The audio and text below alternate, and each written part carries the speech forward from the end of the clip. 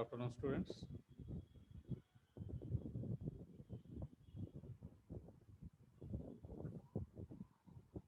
Are you hearing my voice?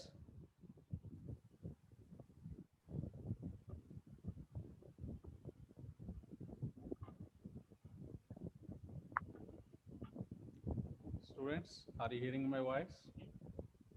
వినిపిస్తుంది sir. Yeah, right. So ఎప్పట్లాగానే ప్రతిరోజు మనం చేస్తున్నటువంటి పని ఏదైతే మనం ఒక క్లాస్ సంబంధించినటువంటి అంశాలు చెప్పుకోవటానికంటే ముందే అటెండెన్స్లో భాగంగా ఏదైతే మీరు మీ వీడియోస్ అన్మ్యూట్ చేస్తున్నారో ఒక్కసారి మీ వీడియోస్ అన్మ్యూట్ చేయండి, మనం క్లాస్లోకి వెళ్ళిపోదాం.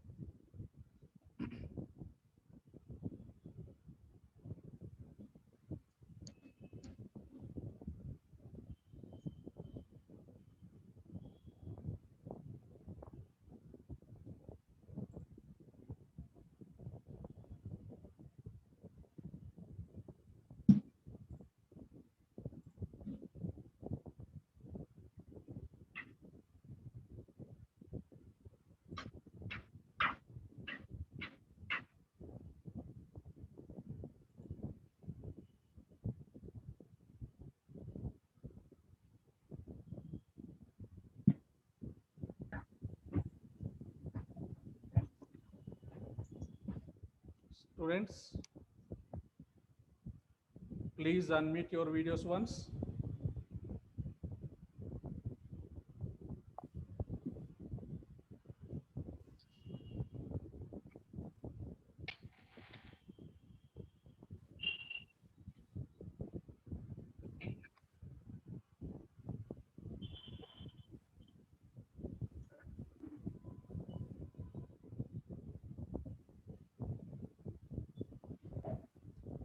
Okay, right.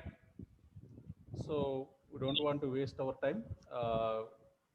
We'll see today's concept. Can you give me what are the things we discussed in our last class? Give me 1 or 2 points.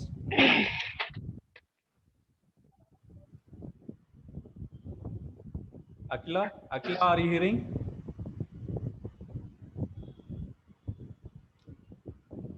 Akila, వినిపిస్తుందా? అనిరుద్ వినిపిస్తుంది సార్. ఓకే, లాస్ట్ క్లాస్లో మనం ఏం మాట్లాడుకున్నాం? ఒక 2 పాయింట్లు చెప్పండి. China art and legend silk. Yeah, right. So we discussed about art and architecture of ancient China in yesterday's class, and we discussed the many things um, from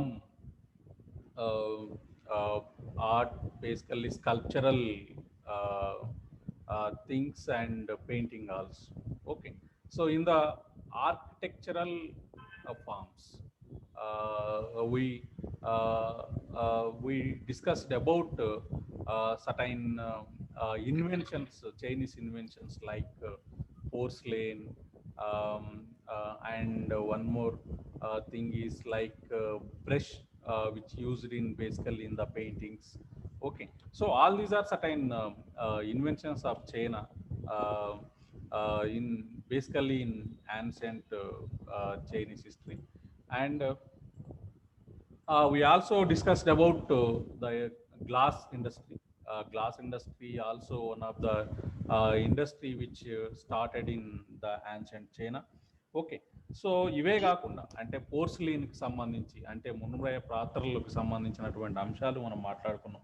ఏదైతే ఒక రకమైనటువంటి తయారీ, బేసికల్గా ఏదైతే ఒక కొలిమిలో రకరకాలైనటువంటి రంగులు వేసి ఆ పోర్సిలిన్ మీద రకరకాలైనటువంటి రంగులు అద్దేటటువంటి ఒక రకమైనటువంటి ఏదైతే ఆర్ట్ వాళ్ళు ఫాలో అయ్యారో దానికి సంబంధించినటువంటి అంశాలు. ఓకే, సో ఇవే కాకుండా అంటే రకరకాలైనటువంటి అంశాలు కూడా పోర్సిలిన్ మీద కనిపిస్తాయి. అందులో ముఖ్యంగా ఏవైతే డేట్స్కి సంబంధించినటువంటి అంశాలు, అట్లనే ఏదైతే భవనాలకు సంబంధించినటువంటి కొన్ని చిహ్నాలు, అట్లనే ఏదైతే కొన్ని కుమ్మరుల గుర్తులు, పోటర్స్ సింబల్స్ ఒకటి, అట్లనే ఇంకా ఏదైతే ఫ్లోరా అండ్ ఫానాకు సంబంధించినటువంటి కొన్ని ఏదైతే సింబల్స్ ఉన్నాయో అవన్నీ కూడా వాళ్ళు తర్వాత కాలంలో వాళ్ళు ఏదైతే ఆ పోర్సిలేన్ మీద అద్దేటటువంటి ఒక ప్రయత్నం వాళ్ళు మొదలుపెట్టారు. ఓకే, సో ఇక గాజు పరిశ్రమకు సంబంధించినటువంటి అంశాలు కూడా మనం మాట్లాడుకున్నాం. గాజు పరిశ్రమలో ఏదైతే ఒక గాజు అనేటటువంటి తయారీ ఈ చైనా ప్రాచీన చైనాలో ఏదైతే మొదలైందో దాన్ని రెండు రకాలైనటువంటి గాజుగా కూడా మనం మాట్లాడుకున్నాం. ఏదైతే ఒకటి ట్రాన్స్పరెంట్ ఒక గాజు, అట్లనే ఇంకొకటి ఏదైతే కలర్ఫుల్ గ్లాస్ అన్నమాట. ఓకే, సో ఇందులో ఏదైతే ఒక ట్రాన్స్పరెంట్ గ్లాస్ ఉందో దాన్ని పోలి అంటారని మాట్లాడుకున్నాం. అట్లనే కలర్డ్ గ్లాస్ ఏదైతే ఉందో దాన్ని లియూలీ అని మాట్లాడుకున్నాం. ఓకే, సో ఈ రెండు రకాలైనటువంటి గ్లాసుని వాళ్ళు ఏదైతే ఈ ఆర్కిటెక్చరల్ ఫామ్లో భాగంగా వాళ్ళు యూజ్ చేయడం అనేటువంటి జరిగింది. ఓకే, సో ఇవి రకరకాలైనటువంటి అంటే ఓన్లీ గ్లాస్తోని ఏదైతే ఒక నిలువెత్తు అద్దాలనే కాకుండా ఇంకా కొన్ని రకాలైనటువంటి గోధుమ రంగు పాత్రలు ఒకటి తయారు చేశారు. అట్లనే స్ఫటికాన్ని పోలినటువంటి కొన్ని పాత్రలు అంటే ద్రాక్ష రసాన్ని యూజ్ చేసేటువంటి కొన్ని పాత్రలు కూడా వాళ్ళు ఈ గాజు ద్వారా తయారు చేయడం అనేది. ఇంకా ఇవే కాకుండా పట్టు వస్త్రాలకు సంబంధించి ఓకే, సో ఆ పట్టు వస్త్రాలు, అల్లికలు, అట్లనే తివాచీలు ఏవైతే ఉన్నాయో తివాచీలకు సంబంధించినటువంటి carpet making also one of the contribution of this ancient Chinese culture. Okay, so ఇందులో పట్టు వస్త్రాల్లో కూడా రెండు రకాలైనటువంటి భాగాలు అంటే రెండు రకాలైనటువంటి వస్త్రాలు మనకు కనిపిస్తాయి. ఒకటి ఏదైతే రంగురంగులు నమూనా ఇచ్చి తయారు చేసినటువంటి పట్టు వస్త్రాలు ఏవైతే ఉన్నాయో సో ఆ పట్టు వస్త్రాలని జనరల్గా చిన్న అనేటటువంటి పదంతో పిలిచేటటువంటి వాళ్ళని చెప్పుకున్నాం. అట్లనే అల్లికలు ఏవైతే ఉన్నాయో పట్టు వస్త్రాల ద్వారా జరిపేటటువంటి అల్లికలు ఏవైతే ఉన్నాయో దాన్ని షియుగా మాట్లాడుకున్నాం. ఓకే, సో ఇక అల్లికల్లో బంగారు రాగి తీగలను కూడా కలిపి ఏదైతే ఆ వస్త్రాలు తయారు చేసేటటువంటి ఒక పద్ధతిని వాళ్ళు ఫాలో అయ్యారు అనేటటువంటి అంశాన్ని కూడా మనం లాస్ట్ క్లాస్లో మనం మాట్లాడుకున్నాం. ఓకే, సో ఇవే కాకుండా తివాచీలకు సంబంధించినటువంటి అంశాలు ముఖ్యంగా ఏదైతే ఏషియాలో చూసుకున్నట్లయితే అంటే తూర్పు ఆసియా ప్రాంతాల్లోకి వెళ్ళి మొట్టమొదటిసారిగా ఈ తివాచీని తయారు చేసి యూజ్ చేసినటువంటి ఒక సివిలైజేషన్ ఉందంటే అది చైనీస్ సివిలైజేషన్గా మనం మాట్లాడుకోవాలి. అదే కాకుండా రకరకాలైనటువంటి అంటే తివాచీల ద్వారా రకరకాలైనటువంటి అలంకరణల్ని ఎక్కువ భాగం వీళ్ళు ఈ చైనీయులు మాత్రమే ఉపయోగించారు. ఇంకా ఏదైతే పీఠాలు కానీ సభా వేదికలు ఏవైతే ఉన్నాయో వాటి మీద తివాచీలు పరిచేటటువంటి ఒక పద్ధతి కూడా వాళ్ళే మొదలుపెట్టారు. అట్లనే బౌద్ధ సంఘారామాలు, భిక్షువులు, ప్రార్థనా మందిర సమావేశాల్లో కూడా ఏదైతే ఫ్లోర్కి ఏదైతే ఈ తివాచీ చేసేటటువంటి ఒక పద్ధతి వీళ్ళే ఈ చైనీయులే ఫాలో అయ్యారు. ఓకే, సో ఇవే కాకుండా మనం ఏదైతే ఆర్ట్ అండ్ ఆర్కిటెక్చర్లో భాగంగా మనం ఏదైతే ఆ పెయింటింగ్కి సంబంధించినటువంటి అంశాలు కూడా మనం మాట్లాడుకోవాలి. సో ఆ పెయింటింగ్స్లో జనరల్గా మనం చూసుకున్నట్లయితే ఏదైతే ఈ ప్రాచీన చైనాలు మనకి ఆ చిత్రలేఖనానికి సంబంధించినటువంటి అంశాలు మనం మాట్లాడుకున్నట్లయితే కొన్ని రకాలైనటువంటి భవనాలు నిర్మాణం మనం ఆల్రెడీ మాట్లాడుకున్నాం. సో ఆ భవనాలకు సంబంధించి భవనాల లోపలి గోడల మీద రకరకాలైనటువంటి పెయింటింగ్స్ని వేసేటటువంటి పద్ధతి ఈ చైనీయులు మొదలుపెట్టారు. అట్లనే ఇదే కాకుండా ఏదైతే పట్టు వస్త్రాలే కాకుండా మామూలు వస్త్రాల మీద కూడా ఒక రకమైనటువంటి పెయింటింగ్ని ఈ చైనీయులు మొదలుపెట్టడం అనేది మనం ఆల్రెడీ చెప్పుకున్నాం. ఓకే, సో ఇక ఈ చిత్రలేఖనానికి సంబంధించి లేదా పెయింటింగ్కి సంబంధించి ఏదైతే జరిగినటువంటి వృద్ధిని మనం ఒక 3 దశలుగా మనం మాట్లాడుకోవచ్చు. Okay, we have to clarify this development of the painting in 3 categories. Okay, 3 phases. Okay, so one is the first phase which is up to 264 AD and second one is from 265 AD to 900 AD and third phase is after 900. Okay, so ఇది అయితే మనం ఇక్కడ చెప్పుకోవాల్సింది only 2 ఫేసెస్కి సంబంధించి అంటే మనం ancient China గురించి మాట్లాడుతున్నాం కాబట్టి ఇక్కడ ఓన్లీ మొదటి 2 ఏదైతే ఫేసెస్ ఉన్నాయో ఆ ఫేసెస్ గురించి మాత్రమే మనం మాట్లాడుకుందాం.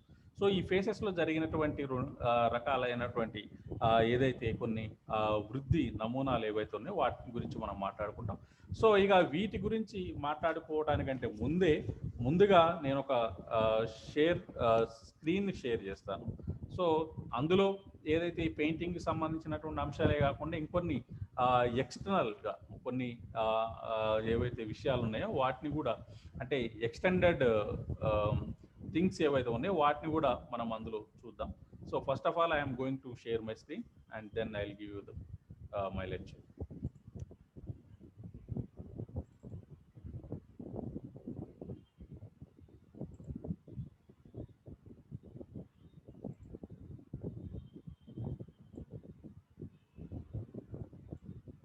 Students, are you getting my screen?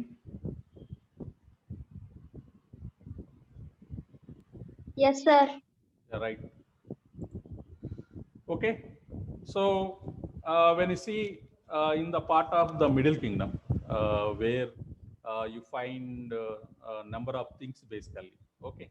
So when you see the art of China, once known as the Middle Kingdom, which is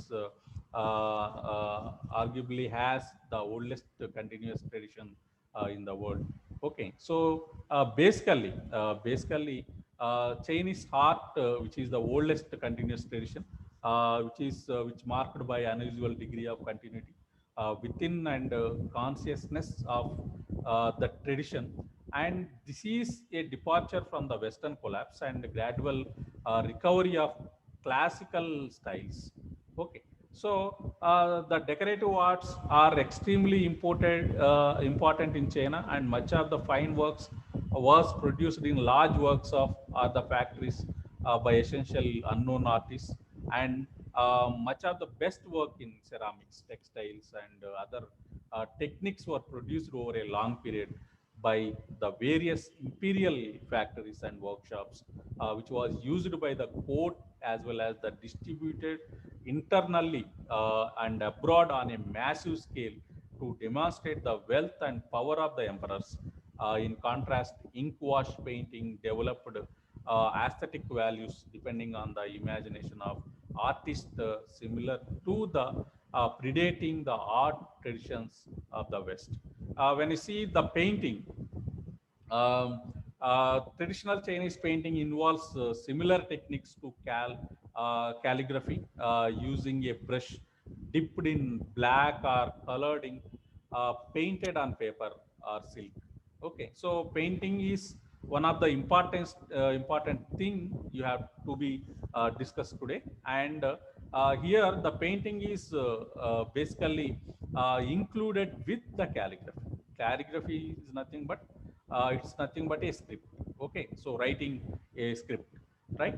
So here to calligraphy using a brush dipped in a black or colored ink, painted on the paper or a silk. Okay, so the finished work can be mounted on hanging scrolls or hand scrolls, right? So traditional painting was also done on album sheets, walls, lacquerware, folding screens, and other things. Okay, so when you see the techniques which used in the painting, in the form of painting, the two main techniques in Chinese painting are gong wi, meaning meticulous and using highly detailed brush strokes and delimit details very precisely, and ink and wash painting, watercolor or brush painting, which is commonly used. And artists from the Han Dynasty around 2000 BC to 2000 AD to the Tang Dynasty primarily painted the human figures. Okay, so from Han to the Tang Dynasty, they usually they painted with these various figures, right? And where a Chinese figure painting comes from burial sites where painting were preserved on silk banners and lacquered objects and tomb walls.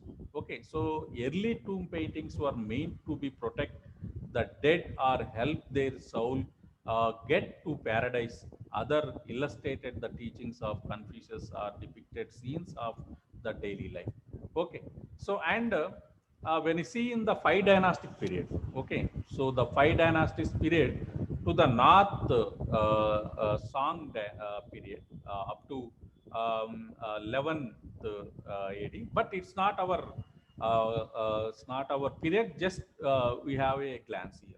Okay, so where is known as the Great Age of Chinese landscape, and in the north, artists such as Jing Yao, Li Cheng, Fan Qian, and Gusi painted pictures of towering mountains during the strong black lights. Okay, so we have only the syllabus up to the 900 AD.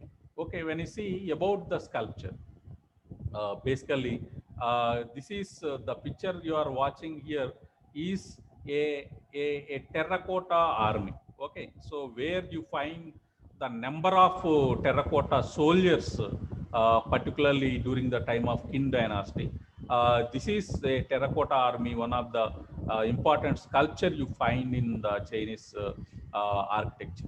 Okay, so the Chinese ritual bronzes from the Shang and Western Jew dynasty still exert an influence over Chinese art.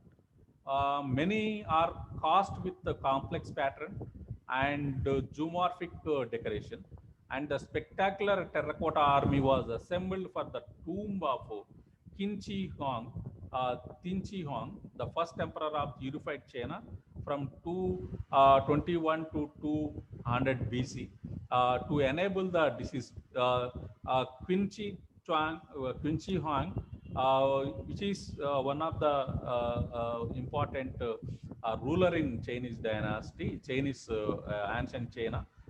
During his period, the Great Wall of China also constructed. Okay, so and to enable the deceased to enjoy the same lifestyle in the afterlife, and smaller figures in pottery or wood were placed in tombs for centuries afterwards, peaking in quality in the Tang dynasty. Okay, so they followed Tang in the Tang dynasty, such paintings like which are the things which is had a association with a particular human.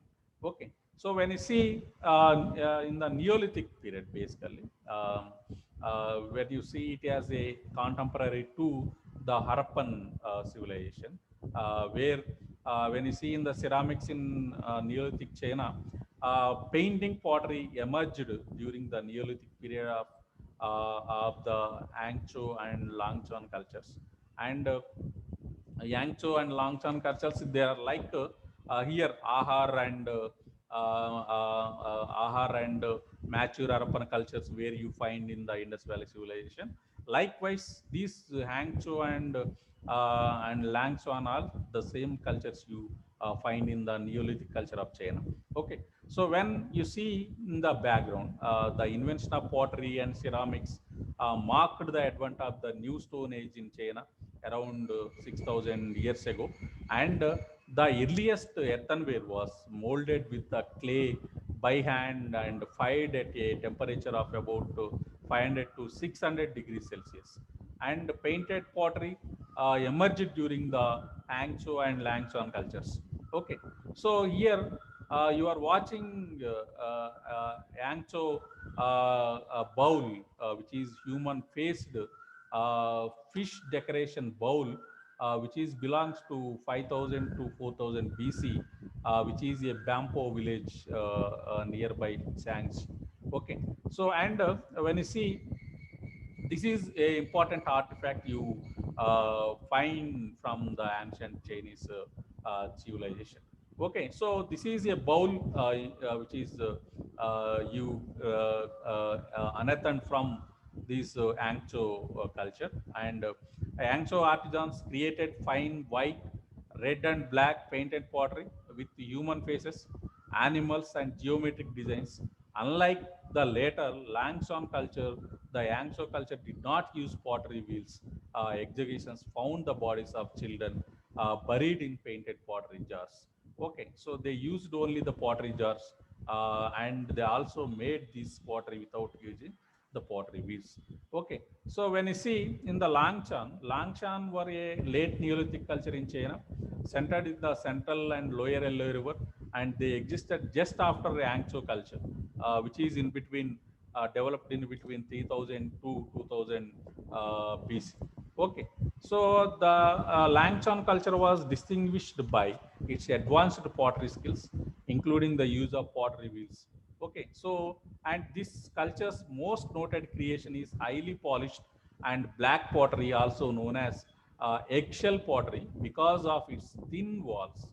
And eggshell pottery has also been discovered in the Yangtze River Valley and as far as southern coast of modern China, a clear indication that Neolithic agricultural suburbs of the greater Langshan culture spread across ancient boundaries of China. Okay, so you are watching another important picture here, which is Langshan pottery, which is black eggshell pottery of the Langshan culture. Okay, so you find certain development in this painting also. Okay, so it is totally a somewhat you find somewhat a pioneer painting which is on this pottery you find in the Langshan culture. Okay, so the Neolithic population in China reached its peak during the Langshan culture, and toward the end of the era, the population decreased sharply, and this was matched by the disappearance of high quality black pottery in ritual burials. When you see in the Jade is along with porcelain Jade, one of the important thing you find in ancient China. Jade has been used in virtually periods of Chinese history and generally accords with the characteristic decorative style of each period. And the earliest Jades of the Neolithic period are often quite simple and unornamented, used as a ritual or decorative versions of the tools and weapons in ordinary use.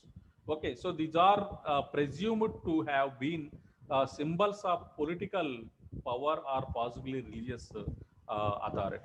Okay, so when you see certain source of jade, and during the Neolithic times, the known sources of nephrite jade in China for the utilitarian and ceremonial items were the now depleted deposits in the Ningxiao area in Yangtze River Delta and in the area of Liaoning province in Inner Mongolia.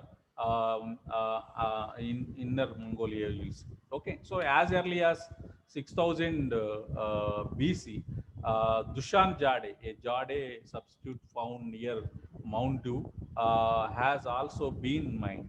Okay, so and you also observing a object of Jade, which is discovered during the time of third millennium BC.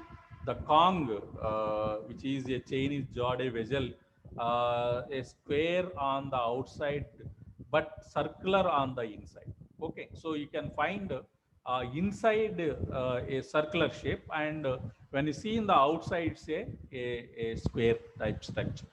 Okay, so లోన చూసినప్పుడు వృత్తాకారంలో కనిపిస్తూ ఉంటుంది, అదే బయట చూస్తే అది చతురస్రాకారంలో కనిపించేటటువంటి ఒక జాడే ఆ, ఆ, ఆ, ఆ, జాడే ఆర్టికల్ అనమాట. Okay, so jade was used to create utilitarian and ceremonial objects ranging from indoor decorative items to jade burial suits, reflecting the ancient Chinese belief that jades would confer immortality or prolong life and prevent decay. And the BI and Kong CONG are objects only found in jade in early periods, thought to have had religious or cosmic significance. The B is a circular disc with a hole, originally plain but increasingly decorated over the time. And the Kong is a vessel that's square on the outside but circular on the inside. Okay, so B is one of the object, and Kong is one of the object of the Jade, which made by the Jade. Okay, so B is totally a circular shape and having a hole, and Kong is a vessel that is appeared square on outside and circular, a type of circular in the inside.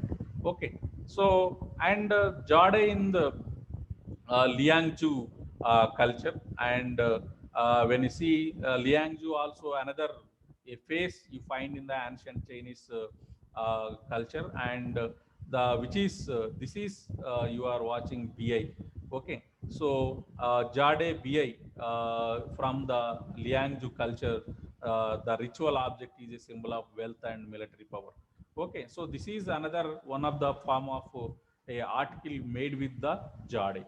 Okay, so and when you see in the ceramics in the Bronze Age, Bronze Age ceramics and Bronze Age in the Shang dynasty, because Shang dynasty is one of the dynasty which unified whole ancient Chinese civilization. And when you see what are the various ceramics you find in the during the time of Shang dynasty. Okay, so you are watching these various objects on the screen, where these are certain artifacts from the Shang dynasty. These are unearthed from the various sites of ancient China. Okay, so and this is a tomb of Puhu. Okay, so Puhu is one of the first ruler of ancient China.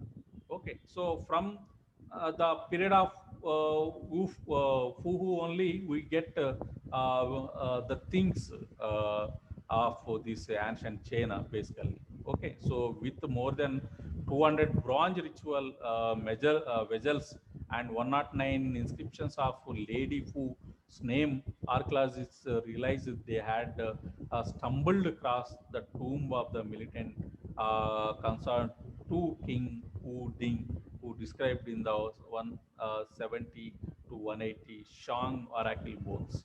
Okay, so these are various things find from this Uhu tomb.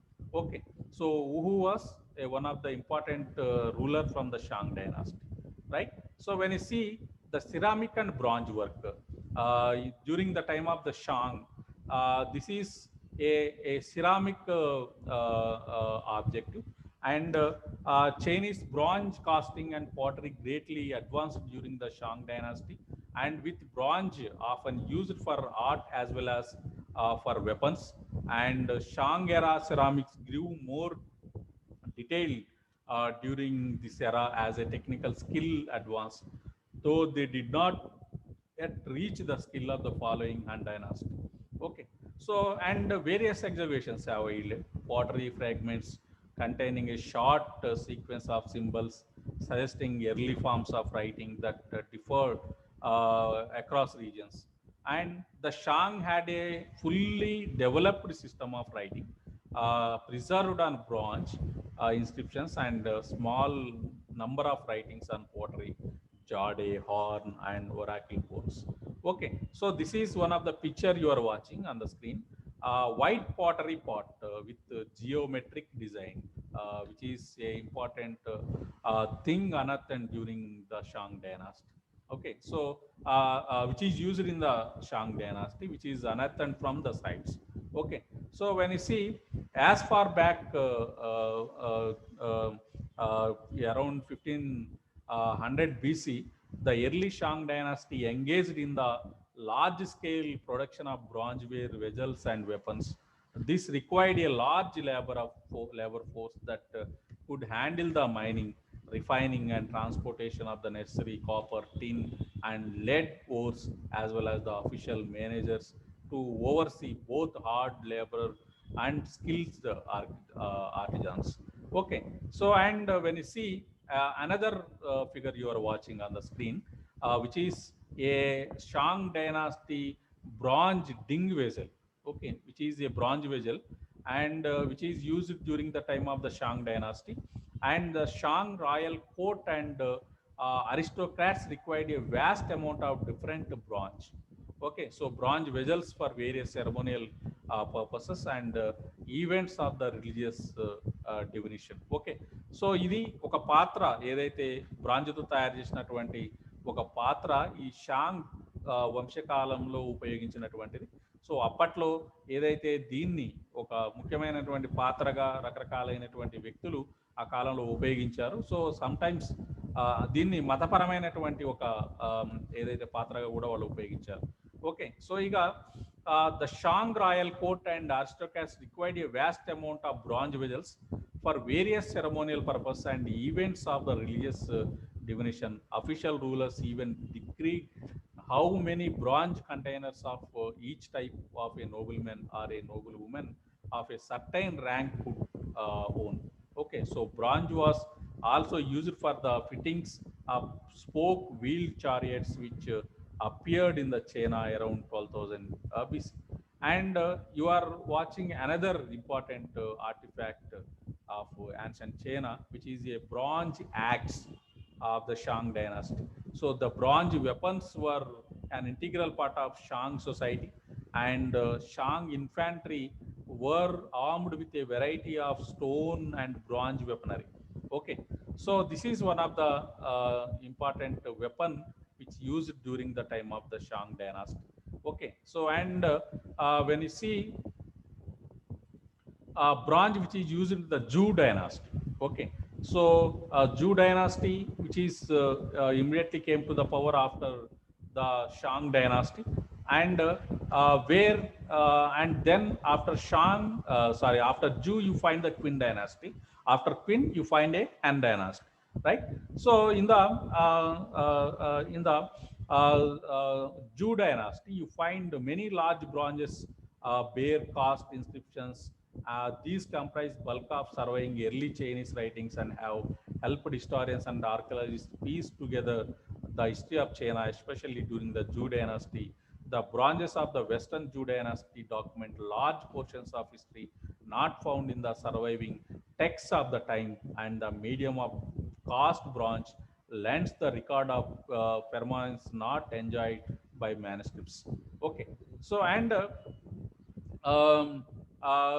when you see, you are watching another important weapon which is used during the time of Zhou dynasty, which is a bronze sword. Okay, so this is bronze sword which made during the time of made and used during the time of the Zhou dynasty. Okay, so another one is you are watching. This is Zhou bronze vessel, which is a Western Zhou bronze vessel, which is also another important vessel used during the time of Zhou dynasty. Okay, so when you see in the Qin dynasty, okay, so in the Qin dynasty also they used the varieties of they made and used variety types of weapons. Okay, so this is another picture you are watching, a picture of Qin dynasty, which is acrobalista bolts. Okay, which is like a trishul, like bow. Okay, so which is like a bow, which is also called as arqueballista bolts, sewn with the regular handled crossbow bolts, which belongs to 5th and 3rd century BC. The crossbow was introduced in the 5th century BC and was more powerful and accurate than the composite bows used earlier. Okay, so and when you see certain architecture of the Qin dynasty, and students, we are only today we are going to we had to see such things about the painting, but we are in the same concept of the architecture, and we'll extend another period for this painting. Okay, we'll see details about painting tomorrow, painting and scientific contribution. Okay, so we'll close up with this painting and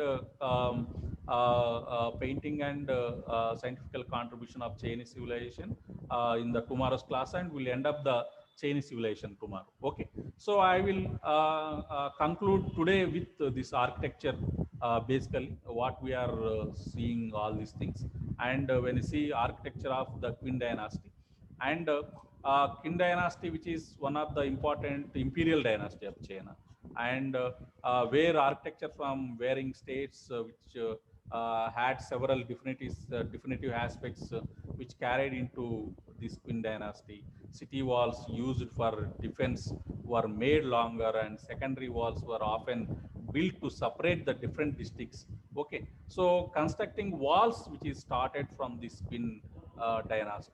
Okay, this is you are watching.